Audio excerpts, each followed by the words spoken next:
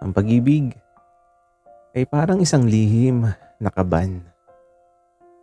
Minsan ay nakasusi ng mahigpit, ngunit madalas ay naghihintay lamang ng tamang pagkakataon upang mabuksan.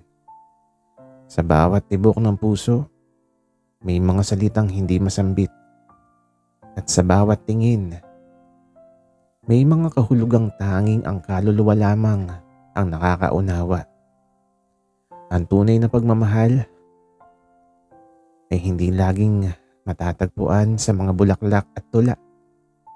Kung minsan, ito ay nakatago sa pagitan ng mga sulyap, sa init ng isang silid, sa gitna ng unos, at sa tapang na aminin ang matagal nang itinatagong pagsinta. Narito ang unang bahagi ng ating kwento. Sa loob ng boarding house ni Aling Ising, may isang presensyang hindi ko magawang iwasan. Si Matt. Siya yung aming security guard sa gabi, ngunit para sa akin, siya ang pangunahing bida sa bawat pelikula ng aking imahinasyon. Si Matt ay tipikal na lalaking barako, matikas, moreno at laging on duty ang kanyang mga kalamnan. Ang uniforme niya, Diyos ko, parang hiram lang sa nakababatang kapatid. Ang puting polo ay halos pumutok na sa kanyang dibdib. Pero ang mas nakakagulo ng aking kaisipan ay ang kanyang asul na pantalon. Napakahapit nito. Sa tuwing maglalakad siya o sumasandal sa desk, hindi ko mapigilang mapako ang tingin ko sa bakat na tila sumisigaw ng atensyon. Ang biro ko nga sa sarili ko, security guard siya, pero bakit parang ako yung kailangang i-secure ang sarili ko sa kanya? Isang gabi, bumuhos ang malakas na ulan. Ang langit ay tila nakikiramay sa lamig na nararamdaman ko sa loob ng aking kwarto. Habang pababa ako sa lobby para kumuha ng mainit na tubig, nakita ko si Matt. Basang-basa yung laylayan ng kanyang pantalon dahil sa pagsusuong sa ulan para i-check ang gate. "Oh, Simon, bakit gising ka pa?" tanong niya. Ang boses niya ay malalim at may kasamang ngiting nagpapakita ng kanyang dimples. Malamig kasi. Kuya Matt, magkakape lang sana ako." Nauutal kong sagot habang ang mga mata ko ay tila may sariling isip. Dumiretso ang tingin sa hapit niyang pantalon na lalong bumakat dahil sa pagkabasa. Tama-tama, nilalamig din ako eh. Gusto mo ba sa kwarto ko na lang tayo magkape? May heater ako doon, mas komportable. Alok niya sa akin. Parang tumigil ang mundo ko. Ang kwarto ni Kuya Guard ay ang lugar na tanging sa panaginip ko lang napupuntahan. Tumango ako, hindi dahil sa kape, kundi dahil sa pagkakataong mas mapalapit ako sa kanya. Pagpasok namin sa maliit niyang silid, ramdam ko yung amoy ng kanyang pabango. Pinaghalong amoy ng ulan at lalaking lalaki.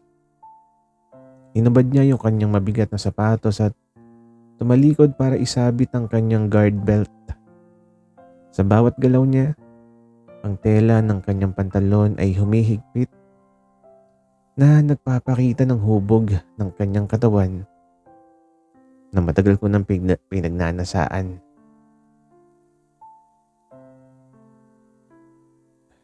"Simon, pakikuha naman ng tuwalya sa cabinet.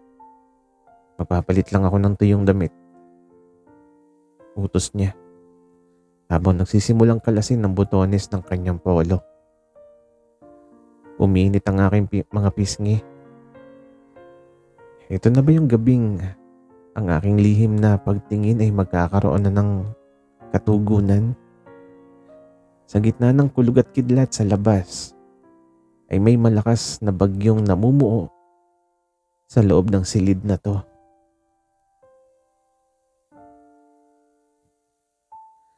Ang maliit na silid ni Kuya Matt ay tila naging isang pugad ng init sa gitna ng humahampas na baha sa labas. Habang kinukuha ko yung tuwalya sa cabinet, narinig ko yung kalansing ng kanyang belt buckle. Paglingon ko, laking gulat ko at laking tuwa na rin. Nang makitang nakasabit na yung kanyang uniforming polo sa sandalan ng silya.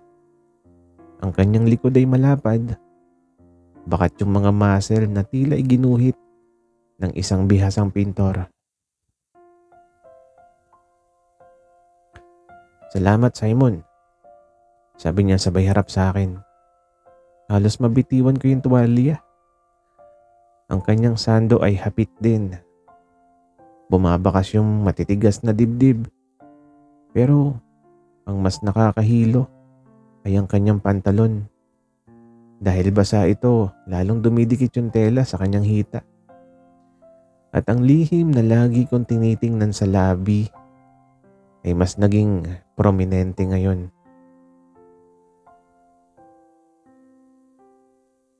Kuya, baka magkasakit ka niyan.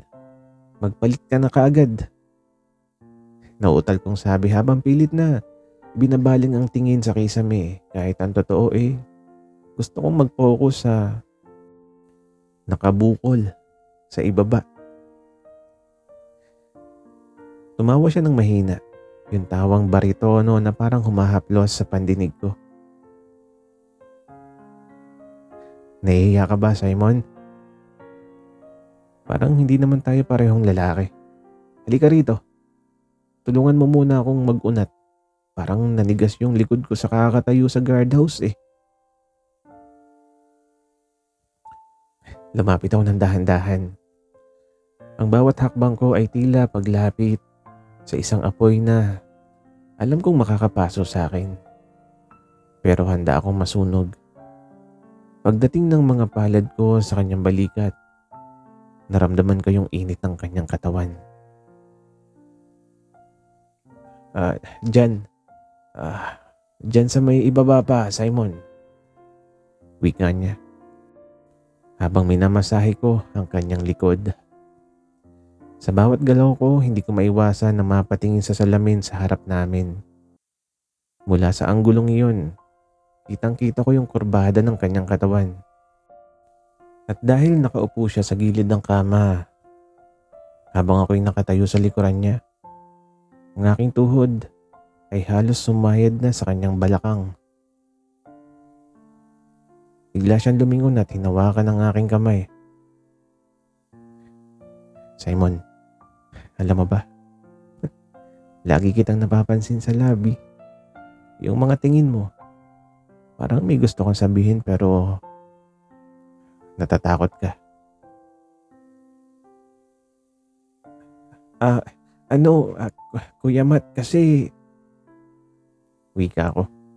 Parang tumigil ako sa paghinga sa sandaling yun.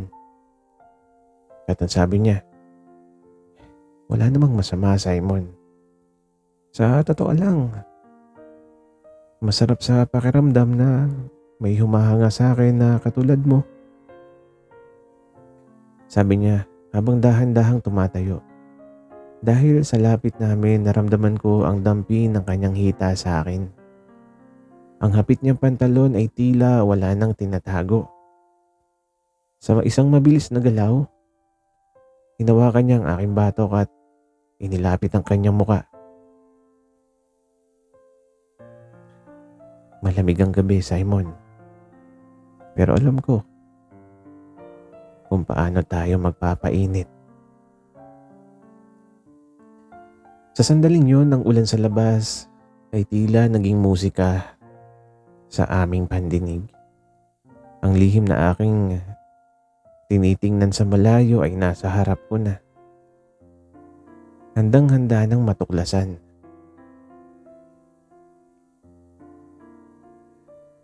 Ang bawat patak ng ulan sa bubungan ay tila nagiging palakpak ng tadhana. Sumasabay sa mabilis na pagdipok ng aking puso. Sa silid na to, ang distansya sa pagitan ng pangarap at realidad ay kasing nipis na lamang ng tela ng kanyang uniforme.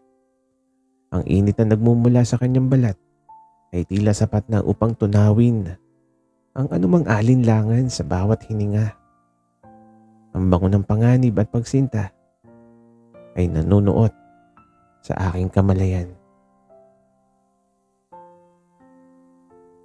Halos mapatalon ng puso ko sa lalamunan ng naramdaman ko ang init ng palad ni Kuya Matt sa aking batok.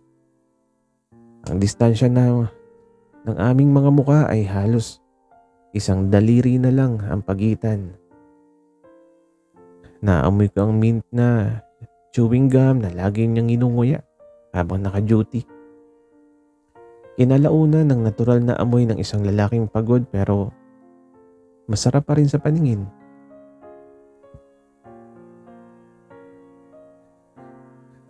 Kuya, baka may makarinig sa atin.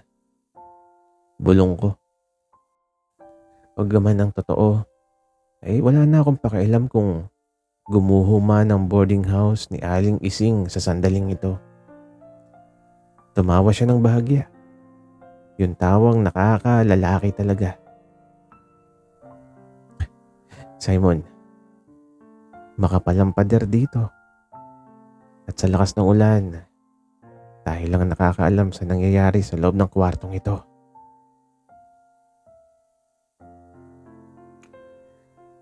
Dahan-dahan niyang inalalayan ang aking kamay pababa mula sa aking dibdib. Dumaan sa kanyang matigas na tiyan hanggang sa tumigil ito sa mismong lihim na kanina ko pang pinagpapantasyahan. Napasinghap ako. Ang hapit na asul na pantalon ni Kuya Matt ay tila hirap nang itago ang bugso ng kanyang nararamdaman. Gusto mo bang makita kung ano yung lagi mong tinitingnan sa labi, Simon? Tanong niya na ang boses ay naging paos at mapang-akit. Hindi na ako nakasagot. Tumango na lang ako habang ang mga mata ko ay halos magliyab sa pananabik. Sa isang iglap, kinalas niya yung butones ng kanyang pantalon. Ang tunog ng zipper ay bumababa at tila musika sa aking pandinig.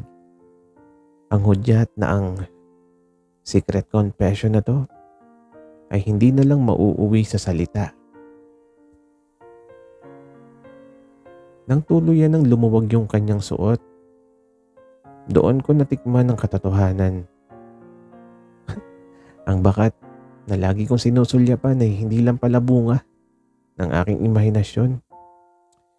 Ito ay totoo, mainit at handang sumabog. Kuya Matt, ang laki. Nasabi ko na lang nang hindi sinasadya na ikinatawa niya ng malakas. Comedy ka talaga, Simon. Pero seryoso ako sa'yo. Sabi niya, sabay hila sa akin, paupo sa kama. At ang sabi pa niya, kanina pa ako nahihirapan sa suot ko eh. Buti na lang at tinulungan mo akong mag-relax. Sa ilalim ng madilim na ilaw ng kanyang lampshade, ang anino namin sa pader ay tila nagsasayaw. Ang bawat haplos niya ay may kasamang biro. Pero ang bawat halik ay puno ng init. At doon ko nalaman na si Kuya Guard sa likod ng kanyang seryosong muka at hapit na uniforme ay may malambot na puso. At isang lihim na ako lang ang may pribilehiyong makaalam.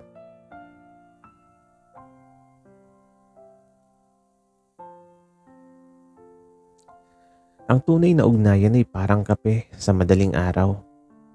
Mainit, matapang, at nagbibigay ng gising na natutulog na damdamin. Sa bawat pagdait ng balat, tila may mga kislap na bumubuo sa isang bagong mundo, kung saan ang tanging batas ay ang tibok ng puso at ang tanging oras ay ang bawat segundong magkasama. Ang pag-ibig ay hindi lang sa salita kundi sa pakiramdam na sa wakas, nahanap mo na ang pahingang matagal mo nang hinahanap.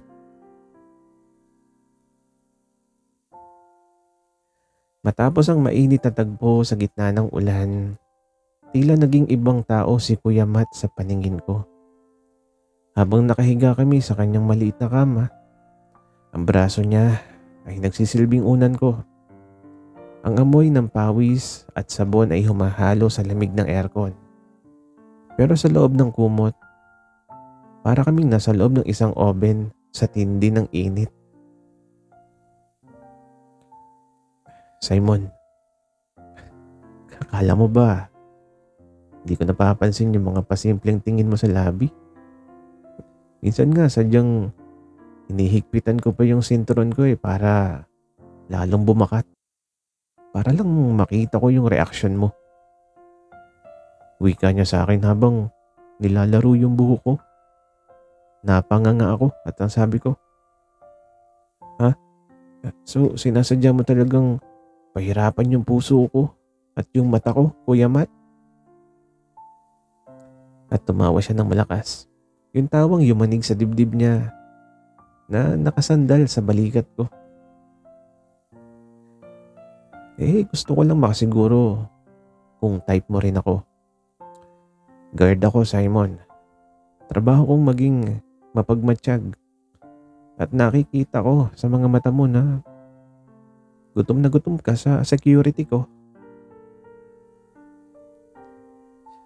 Hinampas ko siya ng mahina sa dibdib. At ang sabi ko, "May yabang mo." Pero totoo naman, sino bang hindi mapapatingin? Yung pantalon mo parang sasabog na tuwing naglalakad ka. Akala ko tuloy may dala kang armas na nakatago. May armas naman talaga ako. Biro niya sa akin sabay kindat na nagpatawa sa aming dalawa. Sa gitna ng tawanan, naging seryoso ang kanyang muka. Hinawakan niya ang aking baba at iniharap sa kanya. Pero Simon, seryoso ako. Hindi lang ito dahil sa libog o dahil malamig yung gabi. Gusto kita matagal na. Natatakot lang ako na baka isumbong mo ko kay Aling Ising at matanggal ako sa trabaho.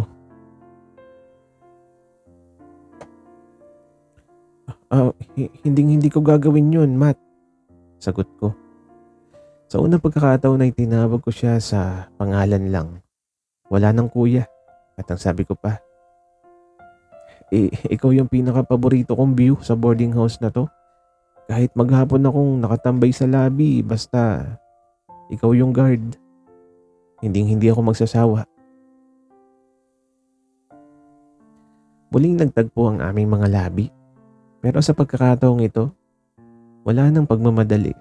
Ang bawat halik na may halong pangako.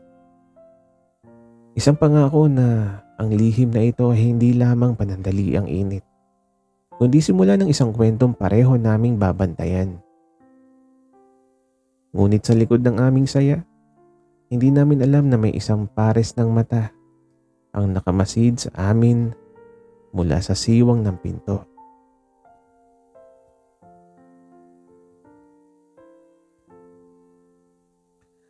Ang bawat lihim ay may hangganan. Ang bawat pinto ay may susi. Sa mundong puno ng panghuhusga ng mga mata, ang pag-ibig na ikinukubli ay parang apoy na pilit itinatago sa loob ng tela. Gaano man kahigpit ang pagkakatali, darating ang sandaling ang usok ay lalabas at ang init ay magpapakilala. Ngunit sa likod ng bawat pagkabisto, doon nasusubok Kung ang pundasyon ng inyong ugnayan ay semento o hamog lamang na natutunaw sa pagsikat ng araw.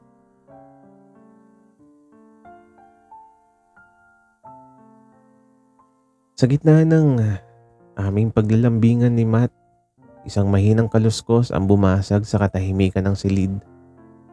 Biglang nanigas si Matt. Ang kanyang pagiging security guard ay agad bumalik. Mabilis niyang hinila ang kumot upang itago ang aming katawan, habang ako naman ay halos hindi makahinga sa kaba. "Sino yan?" wika niya. Maotoridad yung boses. Dahan-dahan bumukas ang pinto. Laking gulat namin nang makita namin si Aling Ising na ang may-ari ng boarding house, na may hawak na flashlight at tila nagroronda dahil sa baha. Nanlaki yung kanyang mga mata nang makita kaming magkadikit sa kama. Si Matt na walang polo at ako na halatang gulong-gulo ang buhok. Anong kabalastugan to, Matt? Simon!" sigaw ni Aling Ising at ang sabi pa niya, "Kaya pala laging hapit ang pantalon mo? Dahil may hinuhuli ka palang border dito sa loob ng kwarto mo?"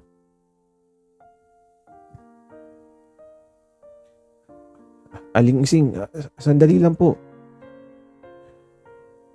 Pagmamakaawa ko habang mabilis na sinusuot ang aking t-shirt at ang sabi ko pa, Hindi po namin sinasadya. Ang lamig po kasi ng ulan eh." "Malamig? Bakit parang umuusok dito sa loob?"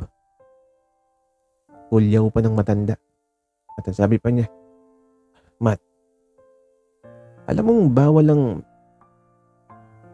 fraternization dito. At ikaw, Simon, pinagkatiwalaan kita." Tumayo si Matt kahit nakaboxer lang at bakat pa rin yung kanyang pagkalalaki. Inarap niya ng buong tapang ang may-ari. "Aling Ising, ako na lang po yung parusahan nyo. Mahal ko si Simon eh. Hindi to laro-laro lang. Kung kailangang matanggal ako sa trabaho para protektahan ng dignidad niya, gagawin ko." Natahimik ang buong pasilyo. Ang ulan ay tila tumigil din para makinig. Tiningnan ko si Matt. Ang kanyang mga mata ay hindi nagbibiro. Ito yung unang pagkakataon na narinig kong binigkas niya ang salitang mahal. "Ba't seryoso ka talaga sa batang yan?" tanong ni Aling Ising. Ang galit ay napalitan ng pagtataka at ang sabi pa niya, Akala ko ba yung mga bakat mo sa pantalon para lang mang-akit ng mga dadaan." At ang seryosong sagot ni Matt, Para lang kay Simon yun, Aling Ising."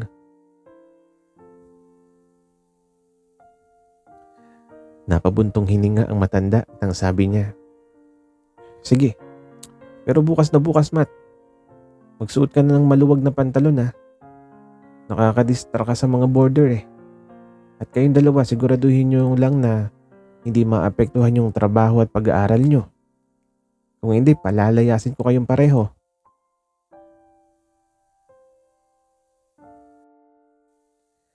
Nang magsara ang pinto, napaupo kami ni Matt sa sahig. Sabay na humagalpak ng tawa at kaba ay napalitan ng sobrang saya. "Maluwag na pantalon daw, Matt." Biro ko habang hinahawakan ng kanyang kamay. At ang sabi ko pa, "Paano na yung paborito kong view sa lobby?" At ang sagot niya, "Huwag kang mag-alala, Simon. Sa lobby lang ako magluluwag. Pero dito sa loob ng kwarto, kahit hindi na ako magpantalon."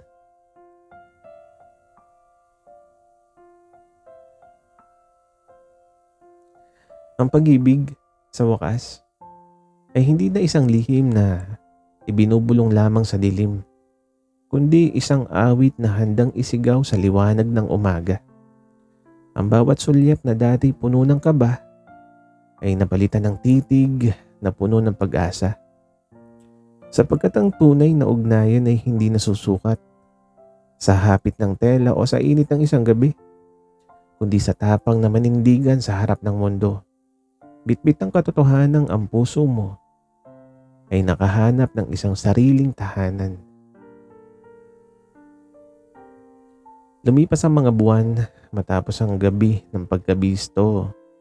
Gaya ng utos ni Aling Ising, medyo lumuwag na yung suot na pantalon ni Matt sa labi.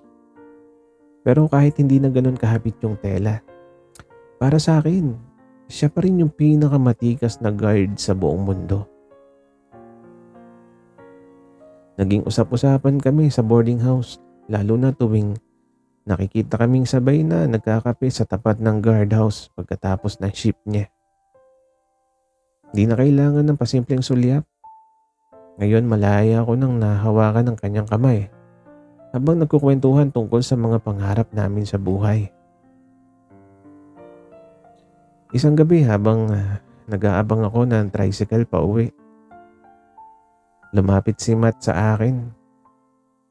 Nakasuot siya ng kanyang bagong uniforme na sa totoo lang, kahit maluwag ay hindi pa rin maitago ang ganda ng kanyang pangangatawan. Simon, tawag niya na may kasamang pilyong ngiti. May regalo ko sa iyo. At eto, inabutan niya ako ng isang maliit na box. Pagbukas ko, laking gulat ko nang makita ang isang duplicate key. Para saan to, Matt? May bago ka bang lock na sa guardhouse? Hindi, sagot niya habang seryosong nakatingin sa mga mata ko. Susi yan ng magiging kondo natin sa susunod na buwan. Nakapag-ipon na ako mula sa overtime ko . Ayoko na magtago tayo sa kwarto ng boarding house. Gusto ko sarili nating tahanan. Malaya nating magagawa yung lahat kahit hindi na ako mag-uniforme. Naiyak ako sa tuwa. Ang dating lihim ni Kuya na tanging pantalon lang ang tinitingnan ko, ngayon ay naging lihim na pangarap na sabay naming tutuparin.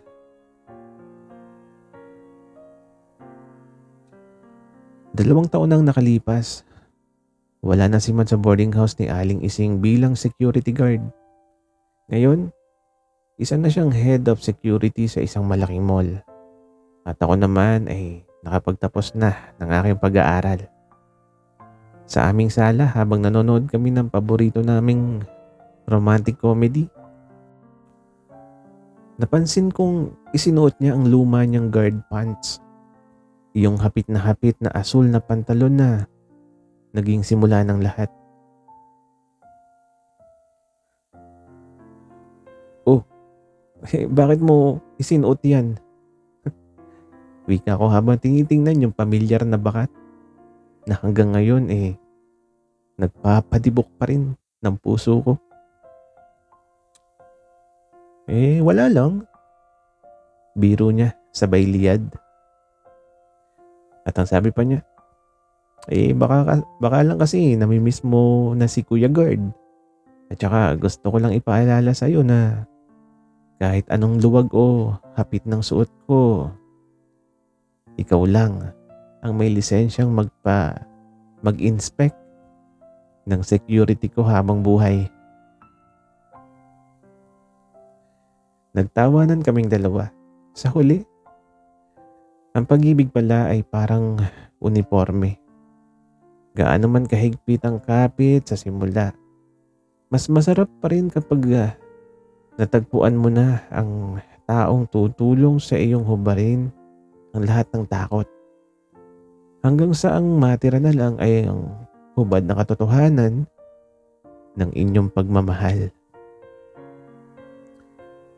Sana'y nagustuhan nyo ang aming kwento. Maraming salamat sa inyong pakikinig.